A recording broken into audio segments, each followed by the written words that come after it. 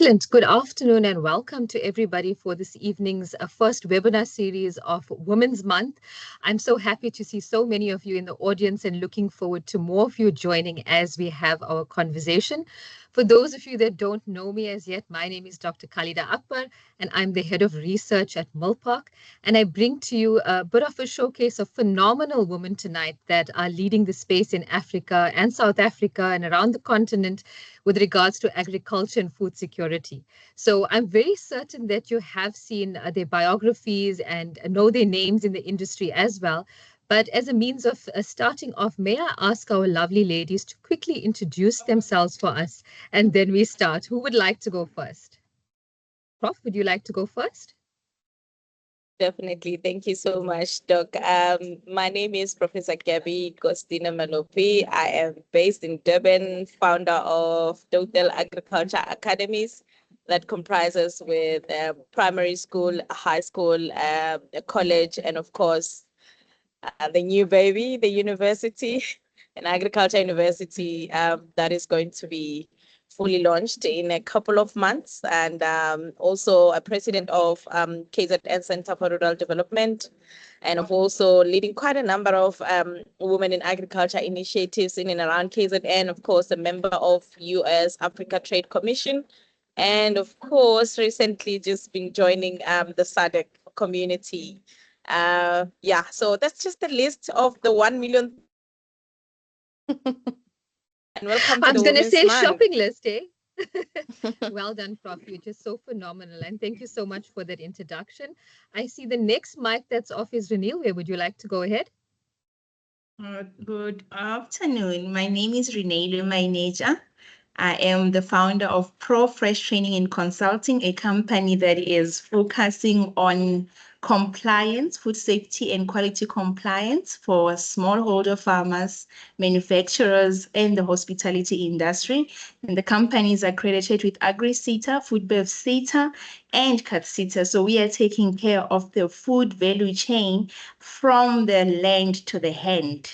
So, and I'm also a PhD candidate at the Central University of Technology, and I'm focusing on the role of women in agricultural space, and more than anything, how they are faced with the climate change and the mitigation thereof. So yes, I am a food scientist by profession, and I'm highly obsessed with the food value chain aspect. Excellent. And I think we're going to have a brilliant conversation with you. Thank you so much, Renilwe. I'm just looking for a mic off. Who would like to go next? Andile, maybe you? There you go. Yes. Thank you so much and good afternoon, everybody. My name is Andile Matukane. I am the founder and managing director of Farmer's Choice, which is basically an agricultural business where we're doing both farming, which consists of both crop and livestock. And we are also doing accredited agricultural trainings. We're doing graduate placements, and we're also offering mentorship to upcoming young farmers and also existing farmers. And we're also doing something exciting within the agricultural space, which is basically rooftop farming. And yes, that's the nutshell of who I am. Excellent. Not a nutshell. There's just so much happening there, but excellent. Thank you, Andile. Can I go with Chandini next, please? Thank you. My name is Chandini Naidu. I'm the director of Avoport. We are an export management and trade development firm based in Johannesburg. I am also a director at the National Agricultural Marketing Council, or should I say a board member. Yeah, we are busy in really exciting projects to uplift smallholder farmers from the hemp industry right up to avocados, as the name of my company says. That's how I founded it, starting with avos. And yeah, we're really excited, and I'm so grateful for Milpark to allow us this opportunity to share our experiences, especially mine going from private to public sector and helping bridge the gap between the two.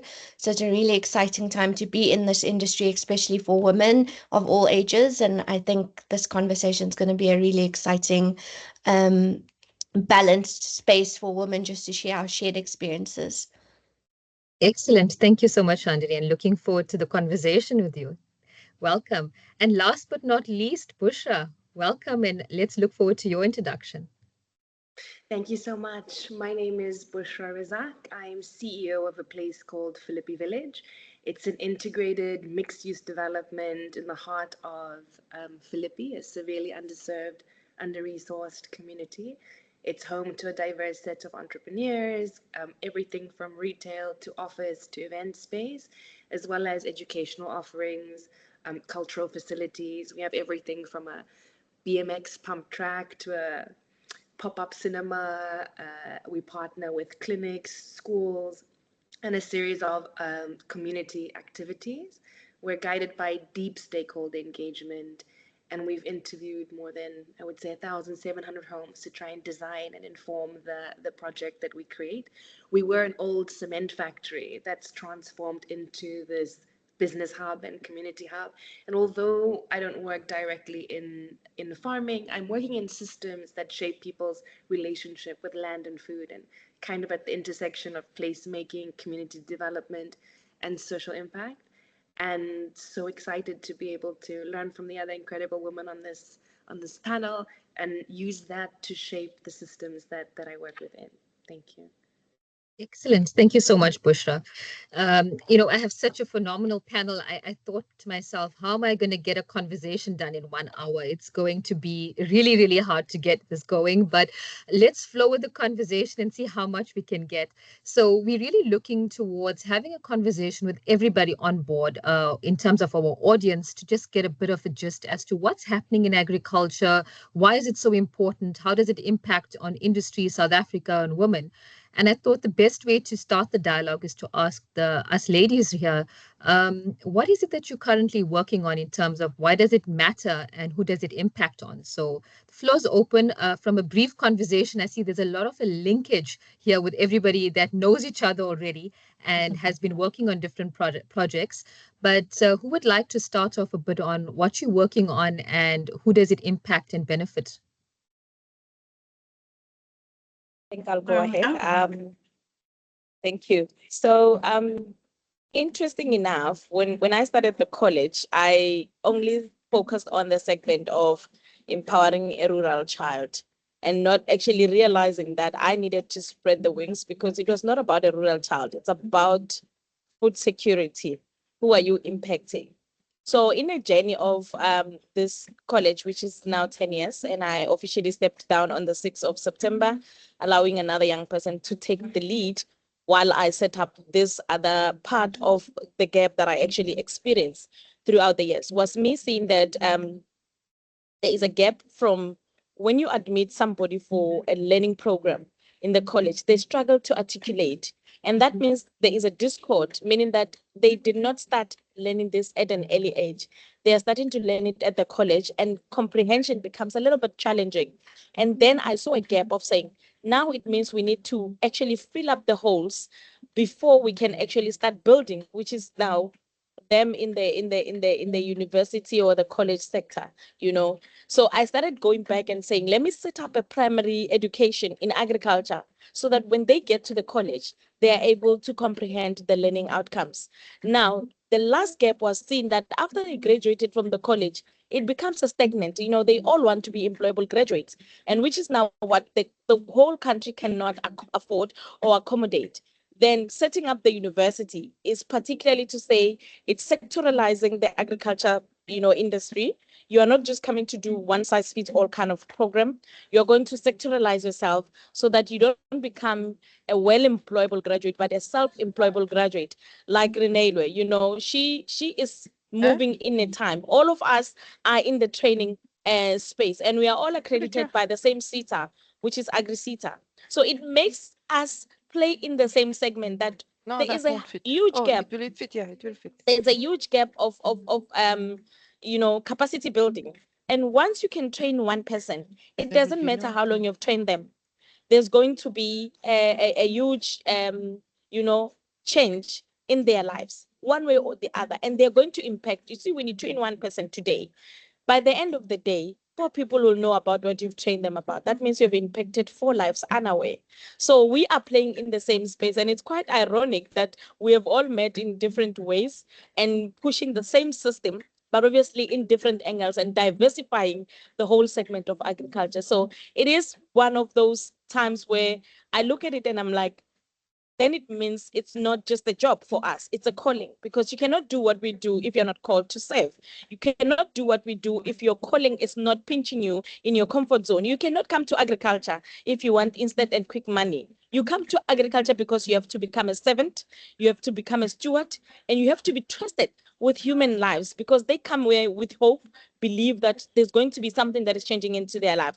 So in that segment, I'm actually seeing all of us here playing the same role, which is intellectual stimulation, support, belief, and parting of hopes. And this is where I actually saw a niche or a gap to fill in into the academic space of the agriculture. Prof, I think you set the stakes very high and touched on everything that we would like to chat on today. So superb. Thank you so much for that. Let's talk projects. I'm just opening up the floor. What are the kind of interesting projects you're working on at the moment and the impact you're creating? Renilwe, would you like to go first, and then we just see how we can all add to that as well? You have no idea how excited I got when Prof was mentioning all these things that she's doing and the synergy that she is on mine. Because for me, the training company came, the birth of it was because I realized that there were a couple of things that the country was challenged with. One being the post-harvest losses. So we farm, but not all the farmers are able to sell what they have farmed nor consume it. And then what? So we have been seeing that there's a lot of high food wastage in the system, where we end up just throwing away food and sending it to the animal feed. So mine came in to close off that gap of agro processing. What we have farmed, what do we do with it? So the company is focusing on increasing the shelf life, teaching people how to preserve food, and more than anything, closing off the gap, the quality requirements, because it doesn't matter what quantity you farm. For you to access the market, you need to adhere to the regulatory requirements. So we are closing off that gap so that whoever that is getting into the farming space have a consumer-centric attitude in mind, so that we can see reduction in food waste. And more than that, just to add on to the food security, because if we are wasting food, then there is less food circulating in the system. But when you are preserving and increasing the shelf life, we are guaranteed that regardless of the season, because we are seeing a lot of climatic changes, regardless of the season, when we have preserved food, we will see that the food security of the country is strengthened. So yeah, it's quite exciting. I can go on and on, but let me keep it here.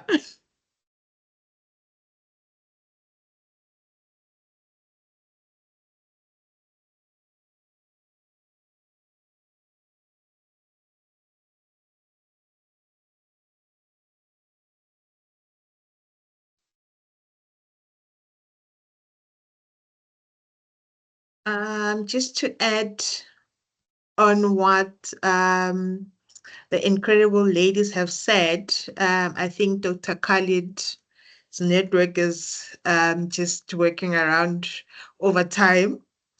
I'll just carry on as well to add on what I've been working on as well, and which is mostly guided by the SDG goals that we all know, that we all have. But being in the agricultural space, the ones that stood out for me was number 2, which is zero hunger.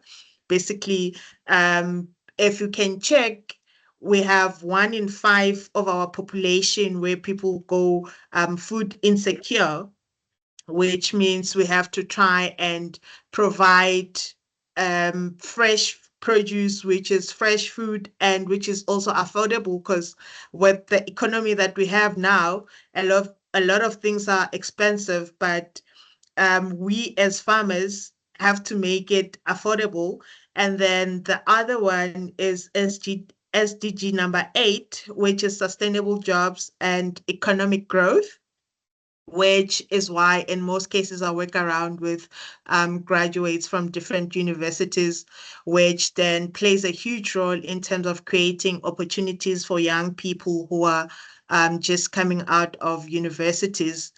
And with those two SDG goals, they've enabled me to create or form the rooftop farm that's currently in at Main Lane, which basically, if you have a look at some of the factors around South Africa, which is basically 60% of our property rights are not registered.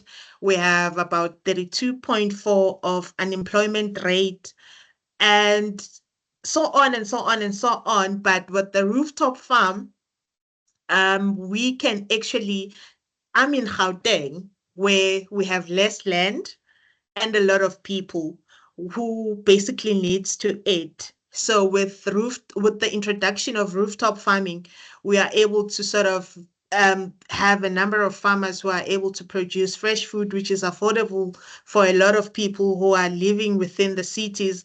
And also we will be able to try and rejuvenate all those neglected buildings, turn them into farms, which create green spaces around us. And what we have established is that with rooftop farms, we get to save around probably 80% of the water usage than the regular farmer who farms on the ground. And a lot of people have been collecting the carbon footprint points that a lot of people are looking into collecting as well.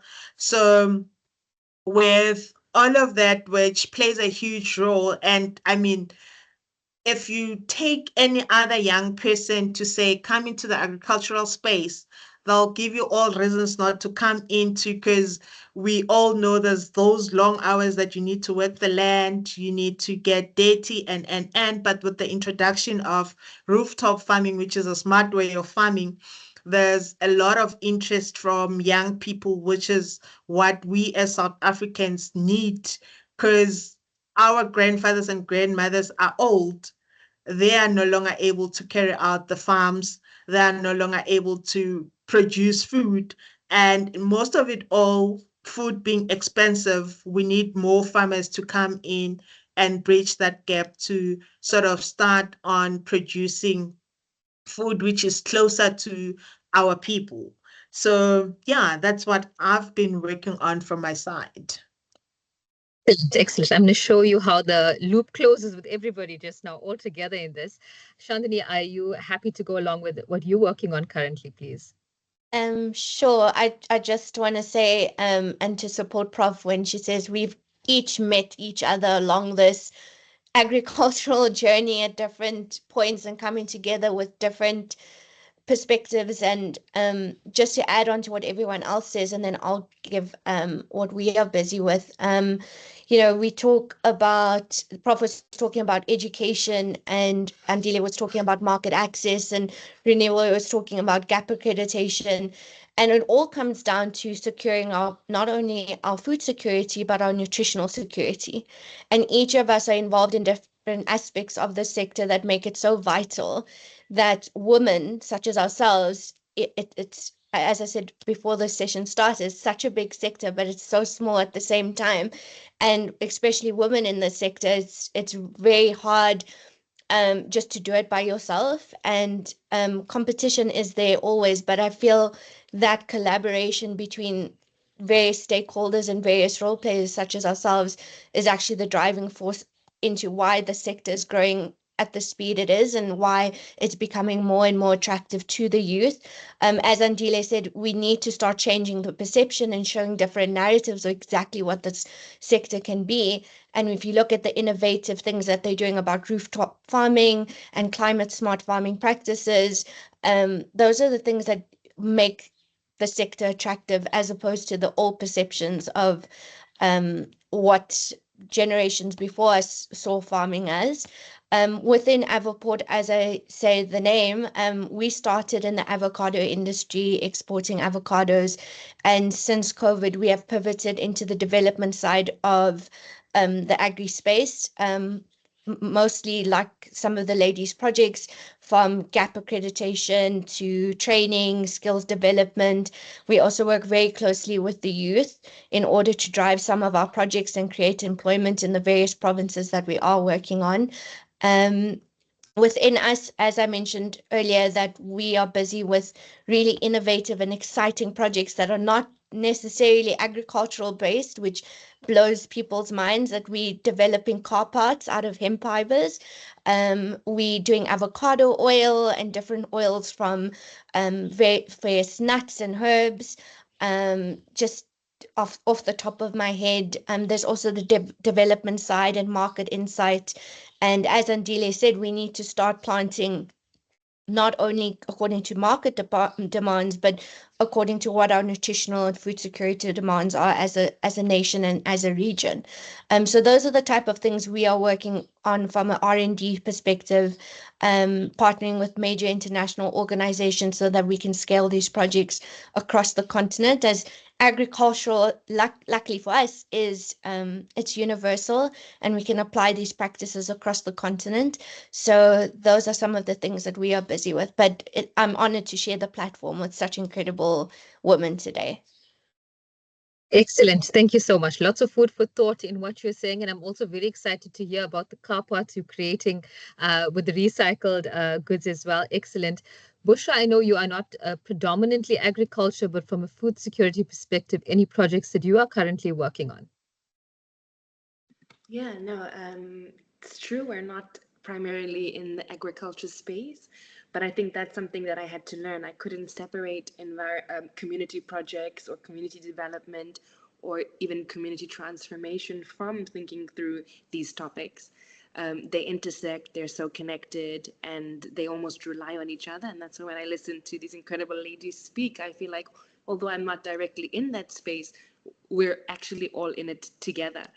I know that I wouldn't be able to do the work that I do at Philippi if I wasn't recognizing that the residents of Philippi are so vulnerable to climate-associated risks, flood threats, droughts, food security issues. They're prone to devastating fires, and there's so many interventions that boost both our community development, our human resilience, our environmental sustainability.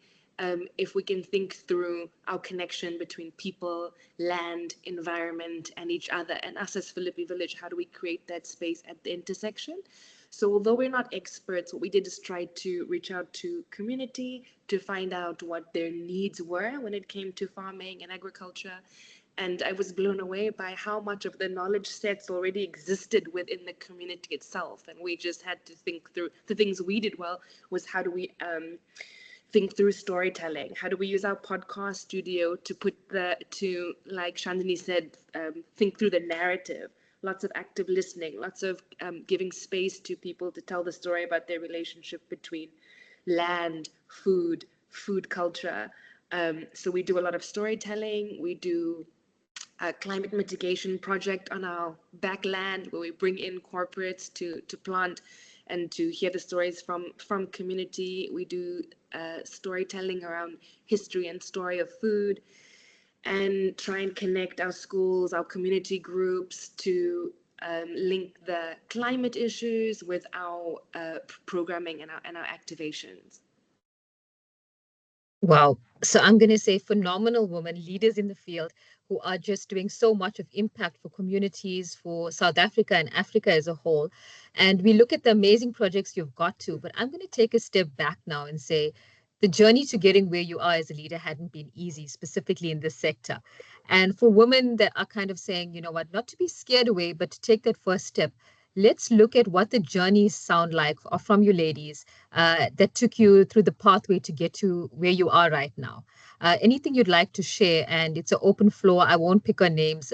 Please go ahead. Let's just chat a bit about your journey and how did you reach the point you are at now? I can go if you'd allow me.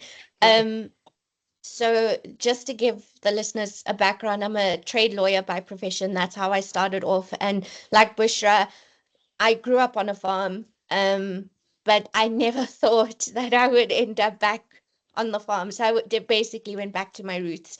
Um, but having started my company, I started off just after practicing law for a very short time. And shortly after COVID, I got appointed to be a board member at a national state-owned entity called the National Agricultural Marketing Council. And I could safely say now, 4 years later, that my term has come to an end, that I was naive walking into that type of space, coming solely from a private sector understanding. And one of my unique experiences was I was appointed as the youngest person ever in the history of the organization to sit as a board member. And when I initially got my letter and I looked at the list of individuals, it was like veterans in the sector, and it was just me.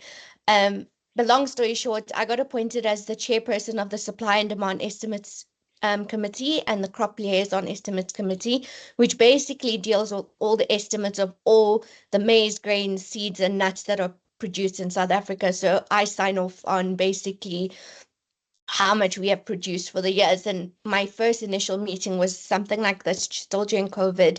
And there was about 30 or 40 windows that came up because it was all the stakeholders from across the country.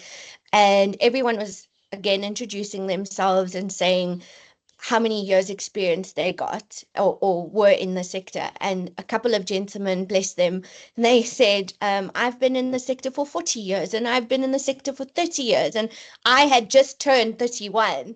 And all I could say to them was, please teach me because that's as long as I've been alive. And, it broke the ice in the conversation, and it allowed people to actually not have this preconception about me, but actually were more welcoming and open to sharing information and teaching me about an industry that I really wasn't familiar with. And that's what I want to say to the woman trying to get into this space is, when you start out, be brave enough to say you don't know things so that you can be open to receiving and learning more. But also, once you get to this point, you have a responsibility to create more seats for more youth and more women. And, I was very fortunate that I had men that championed me into mentors and colleagues that championed me into growing as fast as I did in the sector. But I do feel that as women, and with the platform that we have today, we each knew each other from different avenues and stuff. And it's always important that we create more seats and more opportunities and more collaborations. Like, I'm going to definitely call Renille in after the session to discuss some opportunities that we have, and collaboration, or as I say, competition, which is collaboration with competition, because it is a competitive space. And as women, it is a male-dominated industry, so we have this even bigger responsibility towards each other to actually help each other grow, be that in the professional sense or in the business sense. Such an amazing perspective of it, and well done, Chandni. That's so amazing. I love the collaboration ideas, the way you bring in competition as well. Phenomenal journey from your end as well. There's a lot of journeys here as well that I think we would love to hear of. Who would like to go next? Mine was a very interesting journey. I went to a boarding school, and that boarding school, they did a psychometric test, and my test came out as a doctor. They said I'll be a doctor. And the assumption was I'll be a medical doctor because I was fitting in all those categories. But when I was an avid reader, one day I took a book from a library. It was written, the name of the book was A Thin Line Between Love and Hate. And the character in that book was a researcher. I fell in love with her. I was curious because she traveled to different parts of the continent in Africa, researching on the soil and the characteristics of the soil. So I was so drawn to this lady. And that's how I moved from being a medical doctor to the food doctor now. So as I researched, I became more intrigued, and the teachers were against it because the school was not agricultural based. But when I spoke to my grandfather that raised me after I've lost my parents, he said to me, "Really, go for it. As a medical doctor, you will only be needed when people are sick. But as a food scientist, 3 times a day, more than 3 times a day, the consumers will need you." And that really kept me going. So, and where am I going with this is, don't listen to what people say you will be. Listen to your inner voice, because if I had listened to the report that I'm going to be a medical doctor, I might have been miserable. So I followed what spoke to me. I trusted that this lady that I'm reading about is aligned with who I would like to be. I was very young, but I could feel that the more I researched about this, it made so much sense to me. And I trusted that if it's aligned with me so much, it means whatever that I will become when I'm older, I'm going to love it. So I'm so passionate about my job because it's highly aligned with who I am as a person. And even when it gets tough, you know that it's got nothing to do with anybody, but this is you serving, and the saving is greater than anybody's voice out there. So for me, is just waking up and saying, what am I going to do differently? The obsession is so much, it's so loud, because every single time when I walk past any fruit that is lying on the floor, I'm like, what can we do with this fruit? So remain curious, remain inquisitive, and don't be shy to ask when you don't know. More than anything, just trust your gut. I think within us, we all have navigators, but we are so focused on what is out there, yet within us, there's so much grace and wisdom that will take us through where we are supposed to be. I don't think any of us could have said that better. So, Renilwe is so inspirational and absolutely marvelous. Thank you so much for sharing that with us. I have three more ladies who would like to go first. Think I'll go so that Go ahead, Prof. before be- be- before I start crying. The stories they just bring you to the realities. I always Correct. say, what is Africa without scars? My journey actually began, I think, heavily when I had a car accident with my brother who happened to pass on the accident, and I was wheelchair bound. So at that time, the one thing I could do was to assist my mother with her mini garden just around our house. And it became more of a therapy because the more and more I kept wanting to see how those plants germinate. But the secret part of it actually started when I was in high school. My mother wanted me to study psychology. So I studied psychology for her and I gave her the qualification. But on the side, privately, I was doing agriculture and I never told her. So during the time when she was busy with her garden and I was wheelchair bound, I was more interested to helping her make the garden a success. And our first cabbage was one of those amazing crops that we had in the family that belonged to us, were produced by us, and she told everyone. So I saw that it was exciting her. And eventually she asked me, where did you get this knowledge of knowing what we were supposed to put and all that? And then I knew she was not gonna do anything. I was on a wheelchair, so I needed to come clean fast. So I told her that this is the time when I was doing psychology. I was also taking an extra curriculum in agriculture because it made me happier. But because I grew up talkative, she actually thought I'll do good in talking to people. And I'm just taking what from what Renelo is saying. It is what people would see the outer part, but somebody is living inside of you, and it's always good to nurture and feed and deal with the one that is internalized inside you. So I then had these two people that are living in me, the one outside that they see and the one inside of me that is speaking loudly. So when she realized that I even have a certificate in agriculture, she was quite shocked. And I passed the certificate, the qualification there quite higher. And in that time, I got an opportunity to apply for a learnership, and we applied in Pretoria, I remember, Department of Agriculture.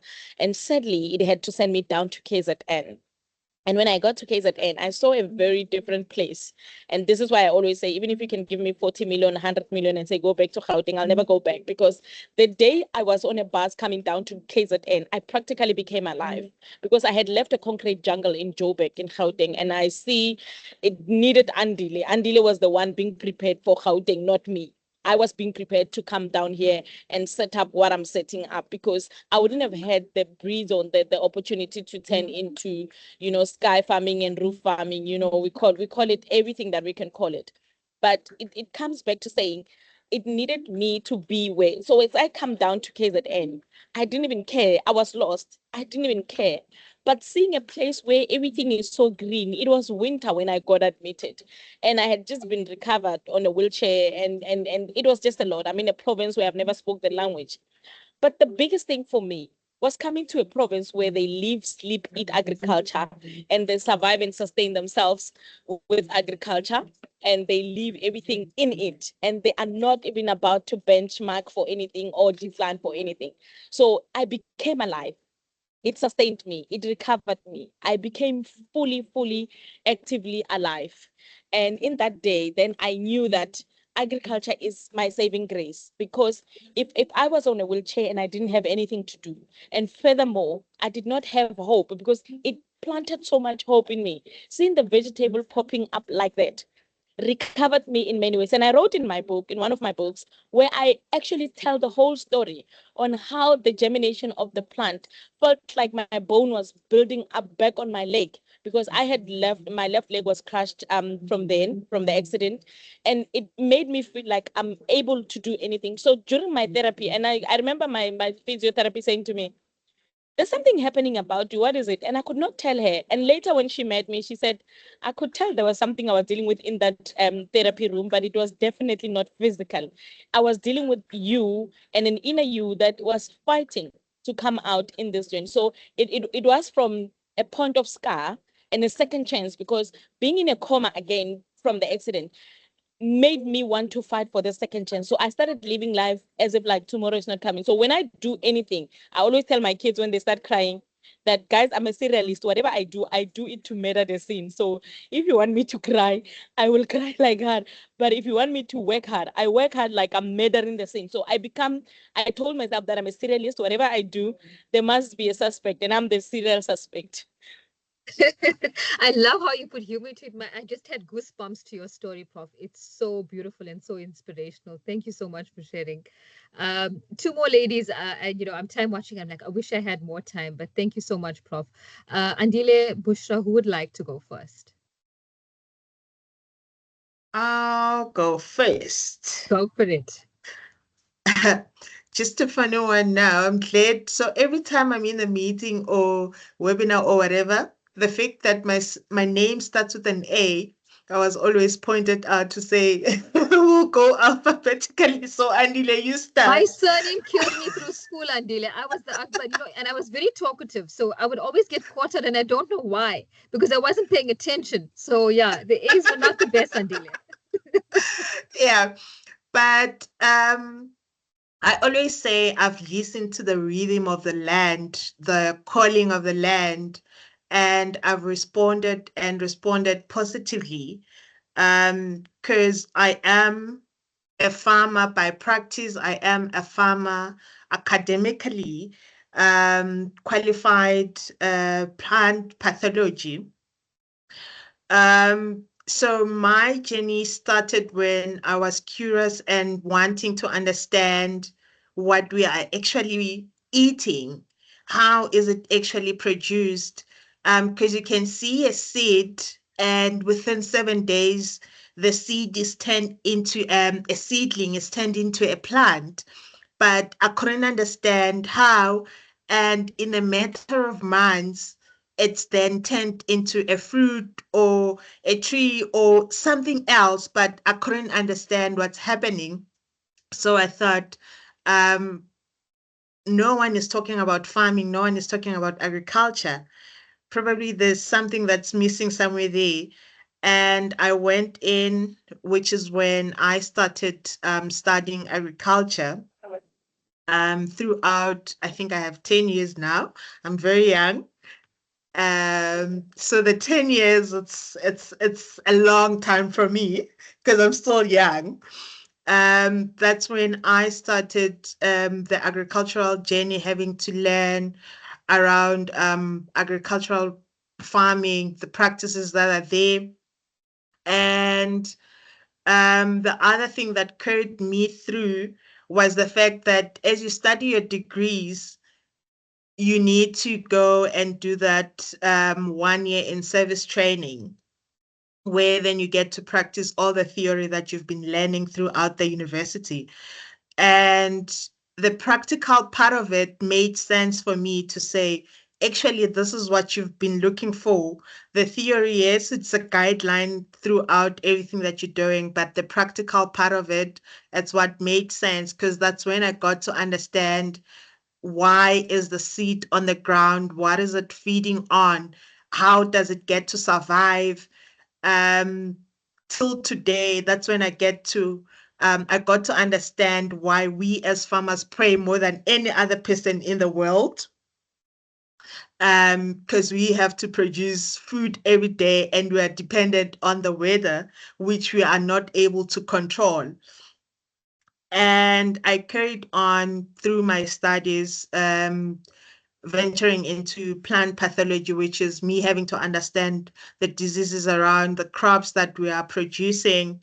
But through on with that, I got to understand that as a young woman, there are so many challenges that we tend to face.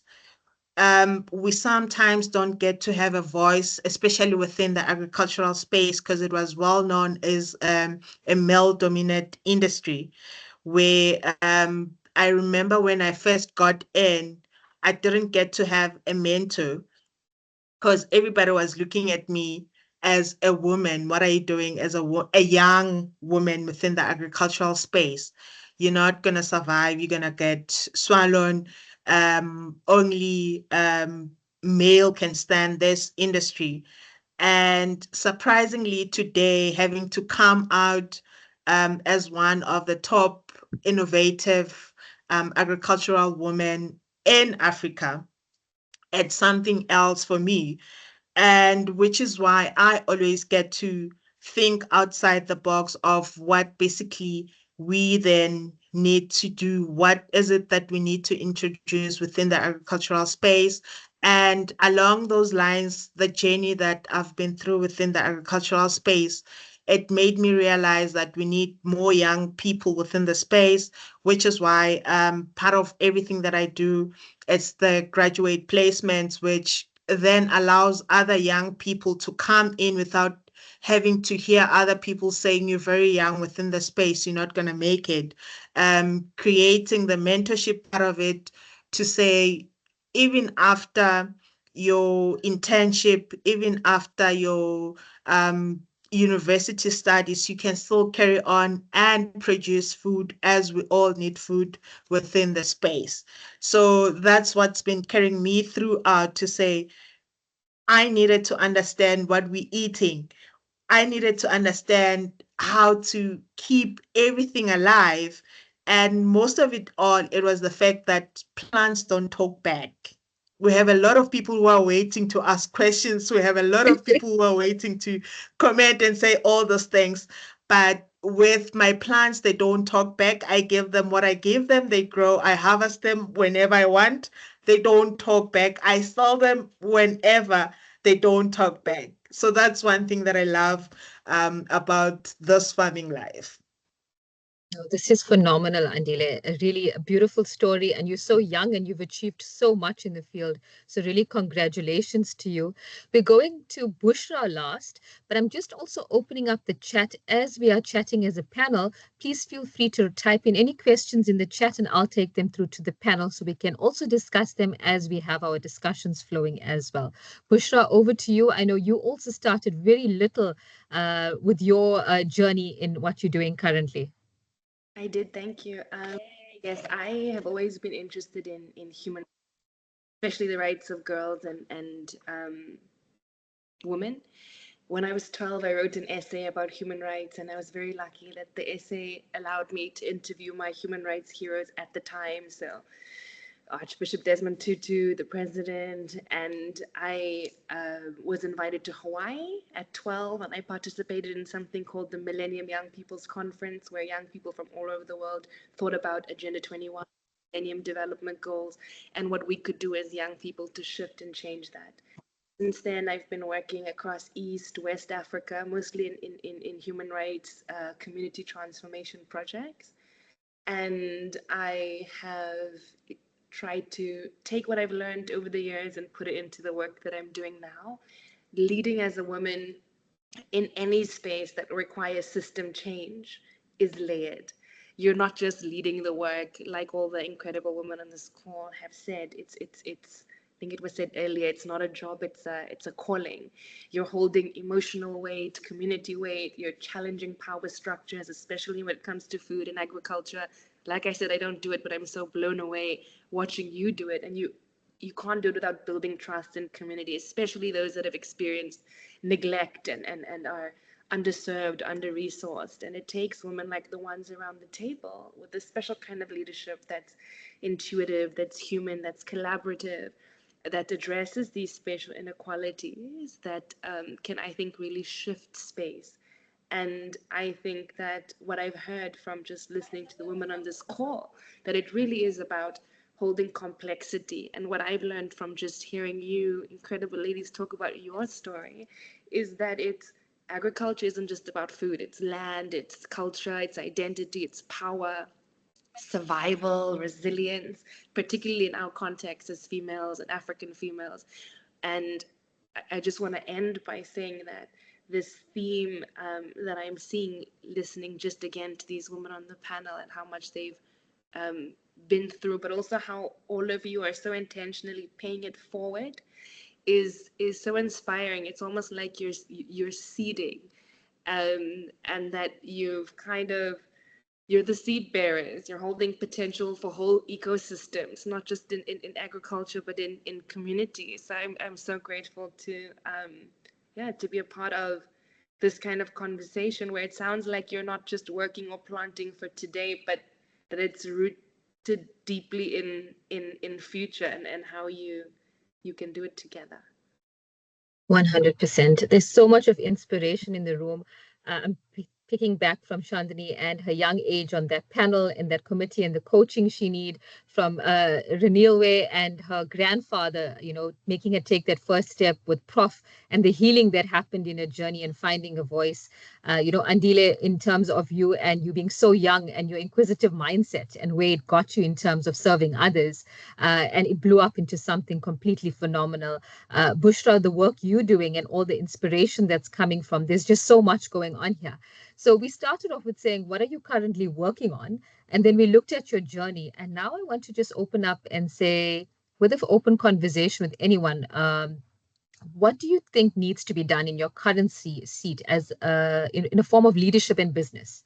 If you could change anything, I know we spoke a bit about the change of perspective, all perceptions about agriculture. There's a need for education. I know Andile pointed out that there needs more young people in agriculture as well. So if I put any of you, or all of you, I would say, on a seat and said to you, you are leading in the sector of agriculture, what would you need to change for leadership in business in Africa, and why would you change it?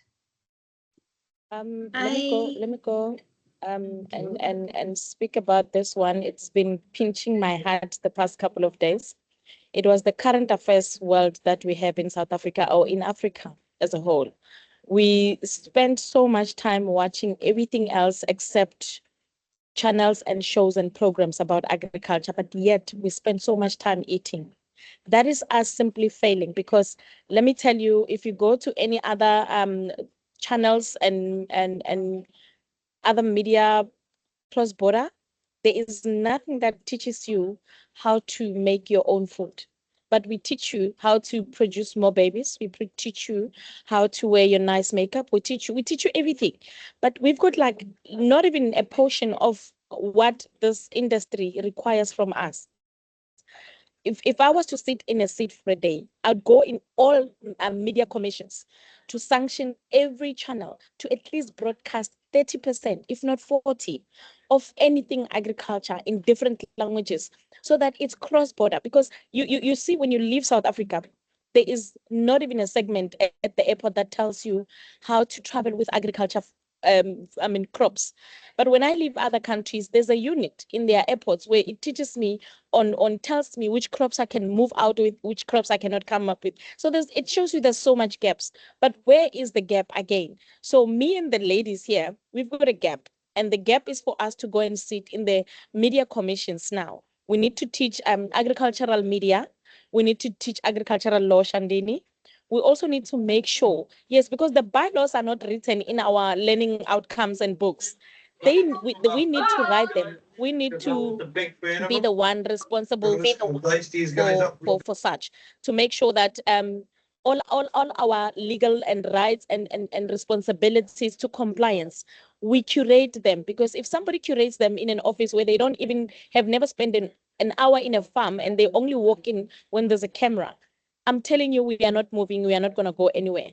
Some of us has to be coming with the experience like Shandini in law, and build curate and build with us, and also engage all other sectors that are in between. Agriculture is an industry, and then it's got subsectors inside it, where you've got fishery, you've got permaculture, it's a lot. So when we put policies across that are able, and that also helps us with the trade policy, which is not only working, it's not working for me because there's so much bureaucracy, red tapes and all that. And that is why we're only going to produce to lose the food, Renee, and not be able to preserve them, because we are frustrated. We had produced to make them leave the shores of Africa, but they are not leaving because we do not have Shandinis to put in a law. So for me, it will definitely to change the whole commission when it comes to the agricultural landscape in media, in publication, in recording, of course.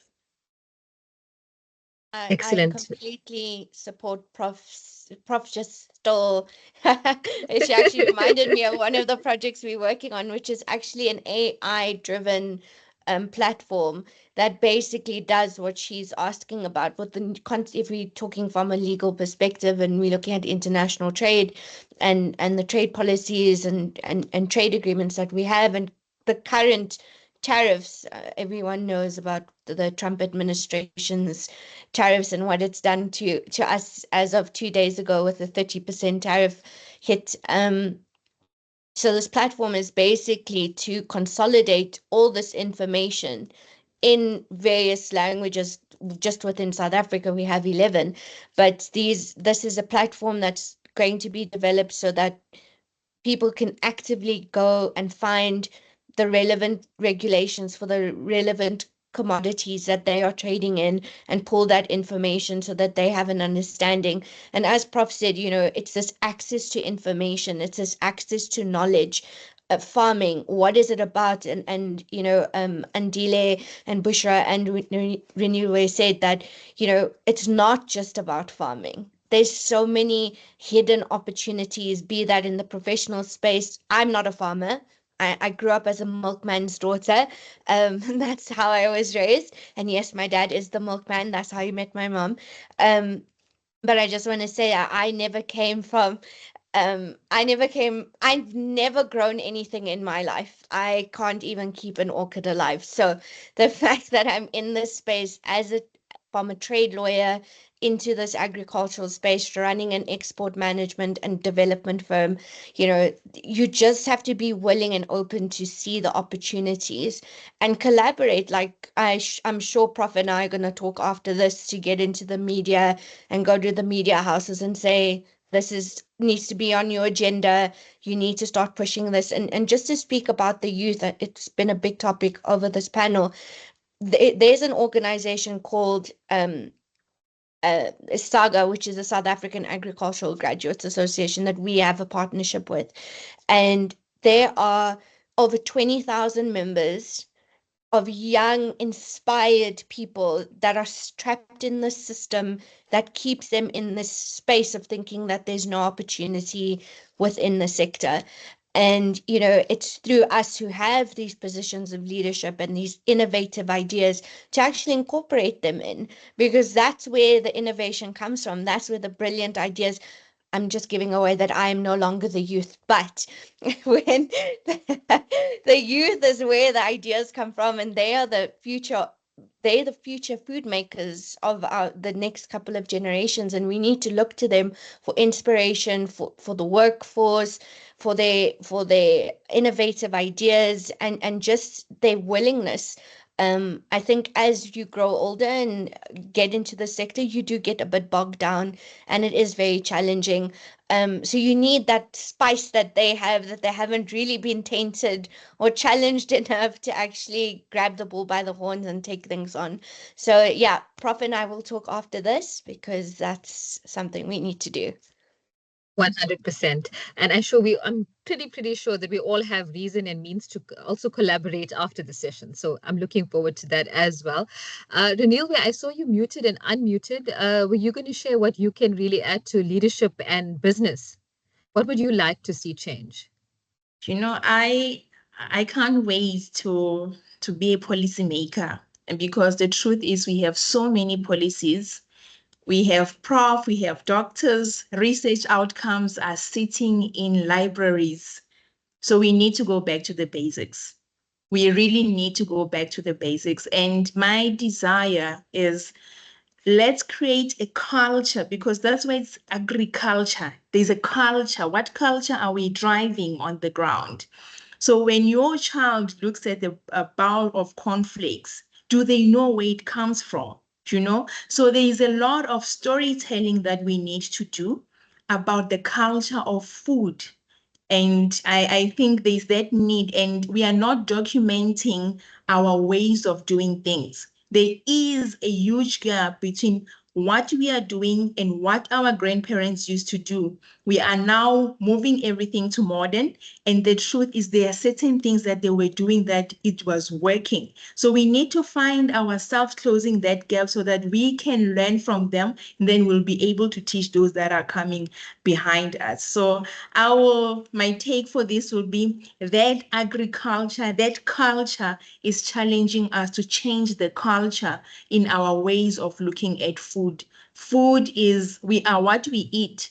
So there is a lot of correlation between what we are eating and the illnesses that we are coming across as people. So there is a need to be very mindful of what we consume, where does it come from, and why are we consuming that, and the effect of that on our own bodies.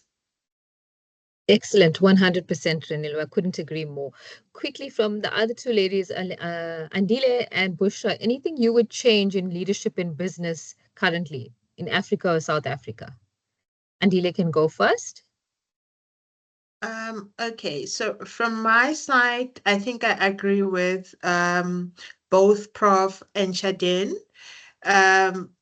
Most especially because I feel like we need to educate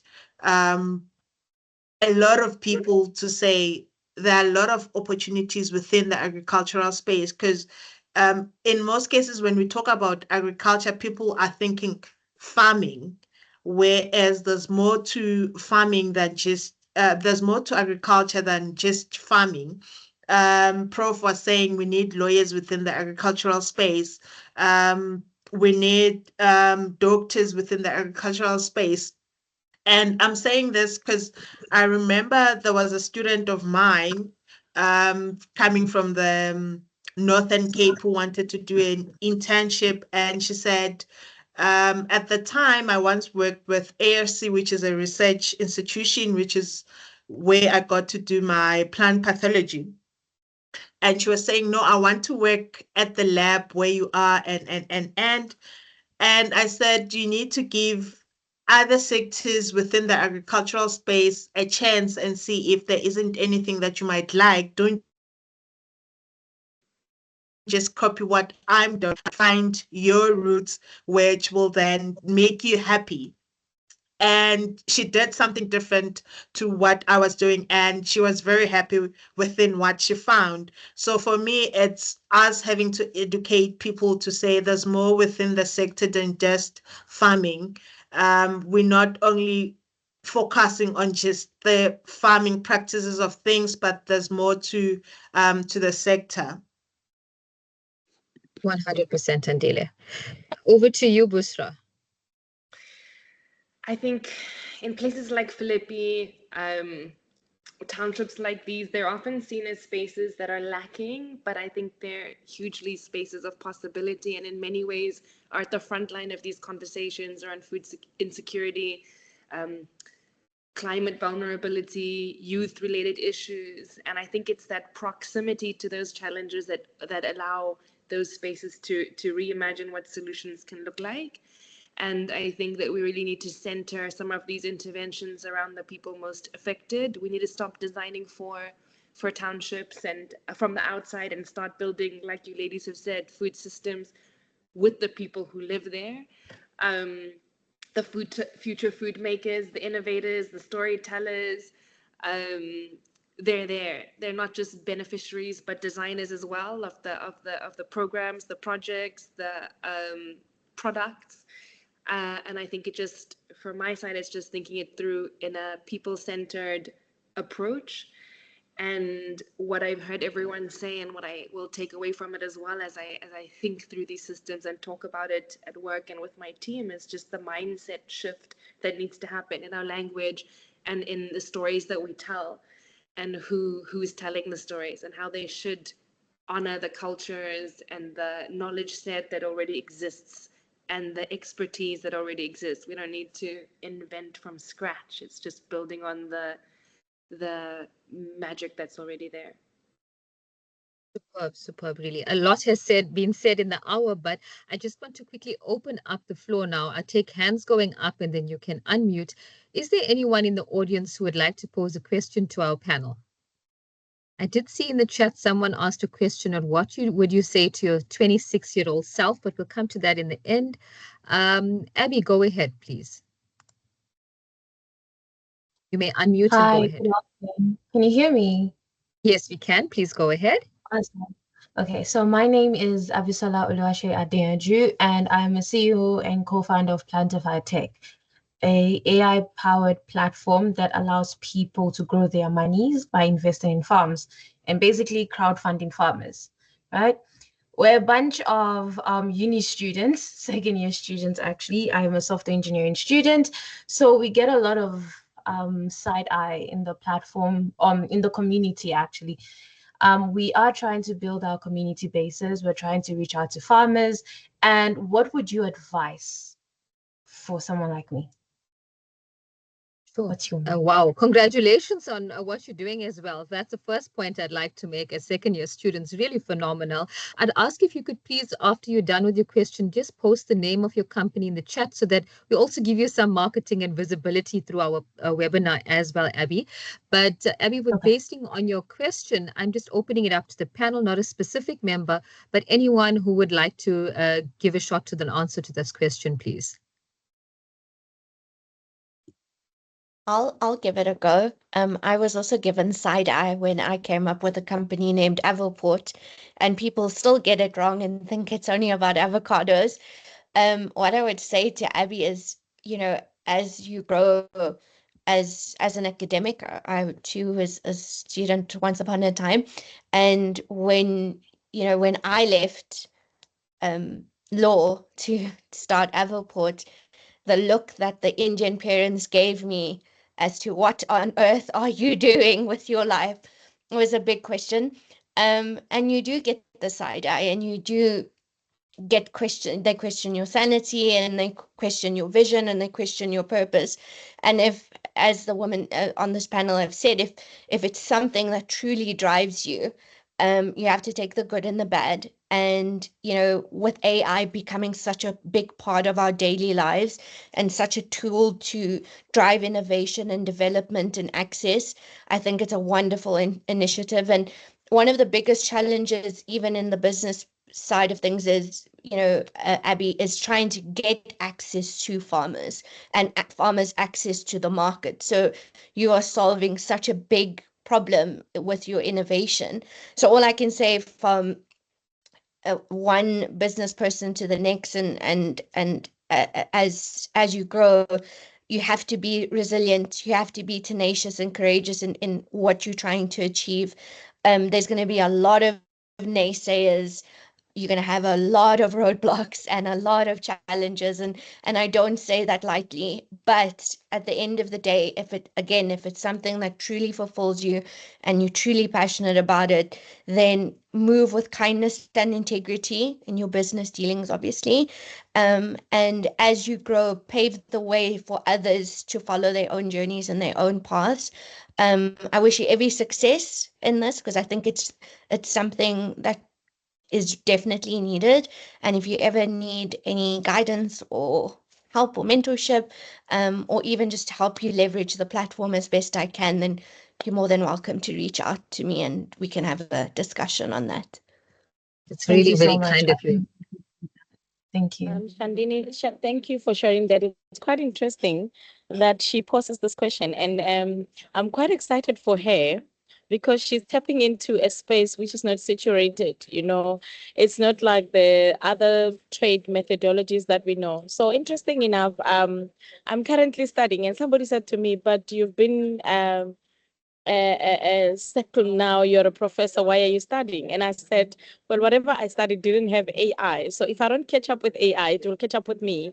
So, and this industry requires that you keep your toes up and on the speed and on the run. And my treadmill currently is AI. So I'm even quite excited that the financial world is not for everyone. So that is bravery there. You are brave enough to even challenge the industry that does not have certainty, because in agriculture doesn't mean when you put money, though you'll harvest money.